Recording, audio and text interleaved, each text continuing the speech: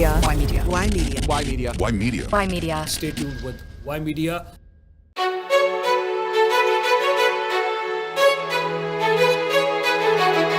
Ymedia is a media company.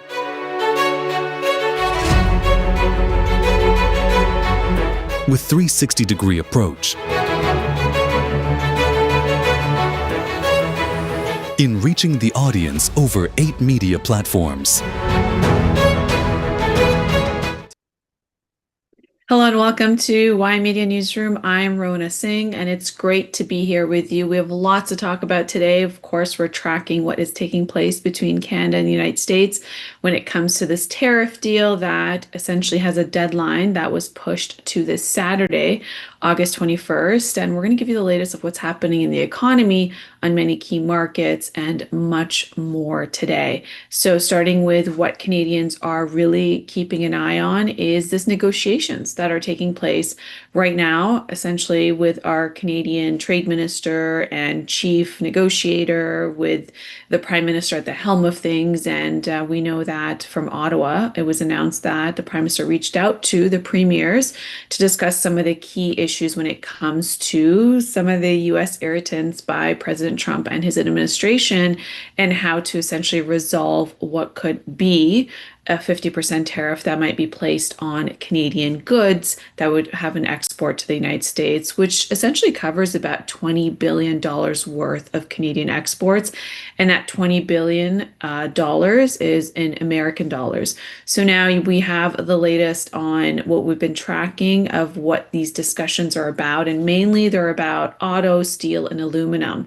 And now this emerging framework could essentially create a situation where it might halve the metal duties as well as reduce auto tariffs and quotas when it comes to forestry, dairy, and the provincial restrictions on American alcohol. And those are the main contentious issues. Now, we know the latest is that a deal is not finalized. We know that there's still another few more days until we could know more about what's taking place. But essentially what we have taking place right now is that when it comes to steel and aluminum tariffs, it could fall from the 50% to 25% for imports within the proposed annual quotas, and any imports above the quota would reportedly remain subject to the 50% tariffs. Now, this is not finalized, but this is what we're seeing coming out of pretty much discussions that are taking place. When it comes to steel and aluminum, the tariffs could fall from 50% to 25%, potentially subject to also import quotas. Now, President Trump postponed the threatened 50% tariffs on roughly of the $20 billion on Canadian goods and pushed it from the Wednesday deadline to Saturday, which will be August 21st. And essentially, he said that these newest tariff deadlines could give the negotiators a chance to discuss and to come to terms on what this could mean, because Canada has really essentially stated that if the 50% tariffs do take effect, then Canada will be in a situation where it might have to put retaliatory tariffs on American goods that are imported into Canada. So, that's been essentially narrated to the American counterparts. And so therefore the 3 days to be able to have these discussions and negotiations was quite welcomed, and I believe not only by Ottawa, but by Canadians, to see how this could be resolved.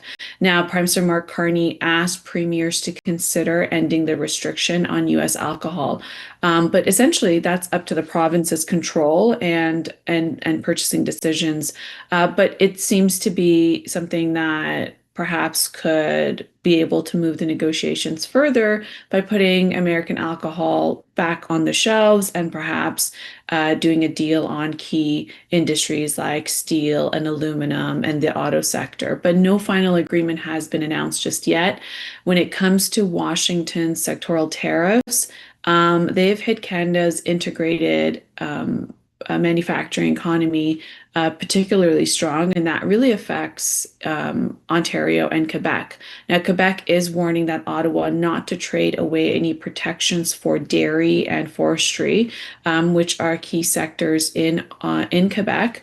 to say, don't do it. Don't give the concessions just to secure relief when it comes to metals and auto. So really, there's that balancing act of if you make concessions on certain industries to save them, then you might be essentially giving up other industries that could be problematic in many of the different provinces. So now this is something that, of course, we're watching when it comes to what they're discussing on the tariff percentages and the quotas, and what is still remaining unresolved when it comes to certain sectors and industries when it comes to duties, and what this deal value will be once when it's announced. Now, we don't have any sort of announcements on if there will be an additional extension. Usually that comes the day before, the last few hours, if there's going to be another extension, but we hope to see how this is going to be resolved. Now, when it comes to expectations on expectations that Washington could reduce the tariffs on Canadian steel and aluminum, well, it's helped the material sector record in its strongest session in more than 6 years, and that is on the Toronto Stock Exchange, and has pushed it to essentially a positive territory. So some of the key facts of what took place yesterday is that the Toronto Stock Exchange closed at 36,401 points, and that is up by 0.09%. So now this 36,401 .79 points is the index level of the S&P and the Toronto Stock Exchange Composite Index. So essentially, it represents the combined performance of major companies listed on the Toronto Stock Exchange and weighed largely by their market value. So given that yesterday it closed by 0.09% increase, essentially it means that the overall value of the companies in the index rose slightly during the trading session. And we saw that same take place with the S&P, where it was up by 0.21%, and the Dow up by 0.22%. And the NASDAQ was also up by 0.16%, and gold rose to 3.62%. When it comes to Bitcoins, well, it also has 7.39%, and the Canadian dollar rose 0.64% to 72.44 US cents. So essentially what that means is that it's 0.72 means one Canadian dollar is now worth 0.72 cents, US cents. So now this is showing that Canadian producers are faced with this 50% tariffs on US metal, and any reduction would essentially improve the access to the largest export markets. So although the quota limits could constrain the benefits, it's showing that the markets are pricing in progress before a signed deal that would be essentially on Saturday, August 21st. Now, this also creates room for sharp reversals if the quota is restrictive or negotiations do deteriorate. But of course, we're keeping track on what is taking place. And the latest announcement on how the economy is doing, well, it appears that the global borrowing costs are surging. So you have the government bonds yields that are rising sharply around the world. And so what that means in simple terms is that the bond yields is the return where investors are demanding that they're demanding to lend money to the government. But what these investors are saying is that they're also becoming concerned about inflation and government debt or the economic uncertainty, that they often demand a higher return. So when it comes to the yield on the US 30-year bond, it has reached its highest level since 2007. And when it comes to Britain, well, that's 30-year bond, 30-year yield is at levels that was last seen in 1998. And while Japan's long-term yields are approaching record highs as well. So when it comes to Canada, well, the long-term yields are hovering around levels not experienced since 2009. So why is this important and why does it matter? Well, because higher government bond yields increase borrowing costs throughout the economy. So in Canada, fixed mortgage rates are closely connected to bond yields. So if yields remain elevated and new and renewed homeowners could face higher mortgage rates. Now, the US Treasury has expanded its bond buyback program to improve market liquidity and help stabilize trading, but this does not necessarily mean that the interest rates will fall. So investors remain concerned about inflation, government deficit, as well as growing amount of debt being issued. Now, government borrowing costs are climbing across several major economies as investors confront this persistent inflation numbers. We saw that take place in Canada, where inflation numbers from June was at 2.8%, and then in July went up to 3%. And then there's also heavy public borrowing, as well as an enormous global demand for capital. So when it comes to bond prices and bond yields, well, they move in opposite directions. So when the price of bond falls, its yields or the return it offers rises. So a simple example would be that imagine the government bond pays about $50 a year. If investors pay $1,000 for it, that represents about a 5% return. But if the bonds market price falls to $800 while it continues paying the same $50, then its return rises to 6.25%. So investors usually demand these higher returns when they're worried about inflation, and because inflation reduces the future purchasing power, essentially, of the money they will receive. And we see this take place, and we know that inflation numbers have gone up, and that's mainly because of what's also been the energy prices and food prices. And energy prices have increased this year because of this ongoing conflict with Iran and the Strait of Hormuz, blocking around 20% of the world's global oil supply. So this is all creating a domino effect, and this is what is essentially taking place right now. So when it comes to investors, they may also demand higher yields when governments issue large amounts of debt. So, with more bonds available for sale, governments may have to offer investors better return to attract enough buyers. So, essentially, in short, it means that higher yields often indicate that borrowing is becoming more expensive and that investors see the greater inflation or debt related risks. So, this is essentially becoming more of a household story because it impacts the average person who has a mortgage, who has a higher cost of living. And now, this what we're seeing is that even if the central banks lower the overnight rates, when it comes to elevated long-term yields, it could still keep mortgages and government financing quite expensive.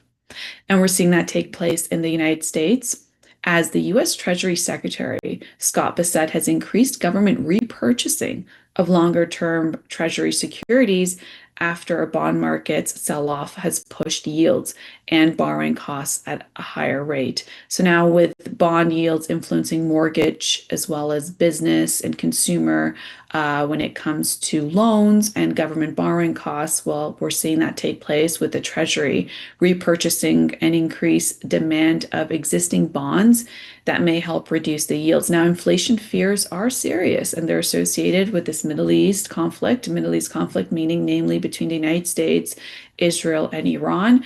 And the conflict is weighed on the bonds. So now, when it comes to large federal deficits, as well as increasingly supply of government debt, that's a massive issue. When you look at the AI investments, and these are massive amounts going into AI infrastructure, and when it comes to the need for capital. So when you look at AI investment, AI data center investment, that is upfront capital. So now the US Treasury market is worth roughly $30 trillion, and the government's purchases remain small relative to the overall market. So now, when you have bond prices and yields generally move in the opposite directions, as we discussed. So when these investors are selling bonds, you have prices fall and the yields are rising. So higher treasury yields can then translate into more expensive mortgages and consumer loans. And so this repurchasing may calm the markets, but that is only temporary. And they cannot essentially eliminate the underlying pressure of inflation that we're seeing inching up month by month, and the deficits and the heavy borrowing. And so this is a signal of concern but not also a permanent solution. And the latest numbers are in for the United States, where their gross national debt has crossed about $40 trillion. And that also underscores the accelerated cost of the persistent federal deficit spending. Now, this debt is increased by approximately $100 billion a week, and that's for the United States. It has doubled during the past 10 years, and it has quadrupled in less than 20 years. So the total is equivalent to almost $117,000 for every US resident. That's the cost to every resident when it comes to this massive amount. Now, it's a current pace. At this pace, when it comes to some projections, they're placing the debt at $50 trillion within approximately 6 years. Very staggering numbers, and that also means that it'll be rising interest rates, making servicing the debt increasingly expensive. Now, the debt represents the federal government's accumulated borrowing. So when you have the annual deficit, you have tax reductions, you have entitlement programs, as well as massive military spending and emergency measures, and higher interest costs have all continued to its growth. So this $40 trillion figure is the gross federal debt, as well as should not be confused with the annual budget deficit. So now this milestone number, which is quite significant, does not mean the United States is about to default, but the direction is quite unsustainable. How long can this go on for? So now the political problem here is that there needs to be a meaningful solution that requires some combination of spending reduction as well as a higher revenue that would come into the government, both of which remain deeply unpopular when it comes to a midterm year. And it seems like every 2 years there's either a general election or midterms, and that is part of the issue in the United States. And there's also another headline that is quite concerning, is that economists are warning that there might be a possible US recession, as economists identify 2 warning signs for the US economy. And economist Thomas Mellinen says that financial and geopolitical indicators suggest that the next American recession may be approaching. The warning represents that this forecast is not an official recession declaration, of course, but usually what economists look at is some key figures and indicators to be able to have some level of prediction. So when it comes to the US stock futures, they were a little changed as Treasury yields declined, and consumers remain concerned about affordability in the economy, and recessions are officially identified using multiple indicators. So they include perhaps also output when it comes to employment, income, and production. So one economist's forecast should be compared with a broader economic data, of course, and what we're seeing with the consensus projections that are released every month for the previous month. Now, economists have repeatedly debated whether the elevated borrowing costs in the United States, the trade uncertainty that's been the case since President Trump took office for the second term, and the weaker labor market conditions will produce potentially a downturn, which is the risk of the recession warning. Now, this could be presented as maybe a risk assessment and maybe not a prediction of a recession that is going to happen for sure. But it's also a very meaningful signals when it comes to the sustained job losses that we're reading almost on a weekly basis when it comes to certain key sectors, more specifically in tech, as they are reducing their workforce and essentially reinvesting that capital back into AI and AI infrastructure spending.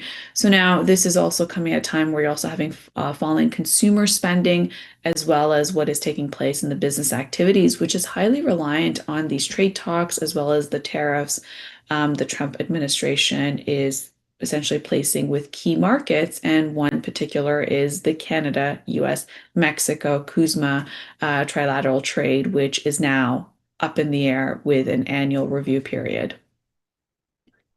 And when it comes to the real effects of the rising diesel prices, it's affecting American farmers as they're facing the highest mid-August diesel prices in a decade.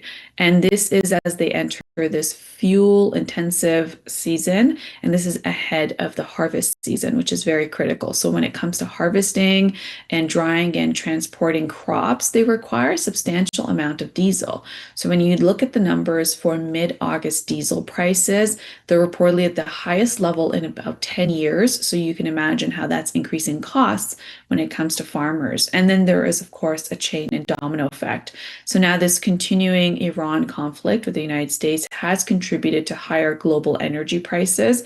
And American farmers are also contending with elevated fertilizer costs. So when you have the higher production and transportation expenses, that could essentially reduce farm income and eventually affect food prices. So to the end consumers who are purchasing groceries at the store. So the agriculture producers cannot easily reduce fuel used during the harvest season. It's almost impossible, and without risking the crop losses.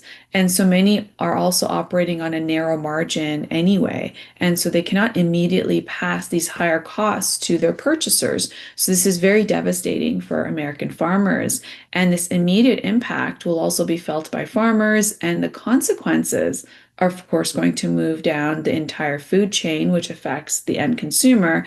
And so, how much consumers ultimately pay will depend on crop yields as well as commodity prices, and then how long are these elevated energy costs going to persist, and how long can people deal with it that have been now going into almost a 6-month territory with this conflict between the United States, Israel, and Iran.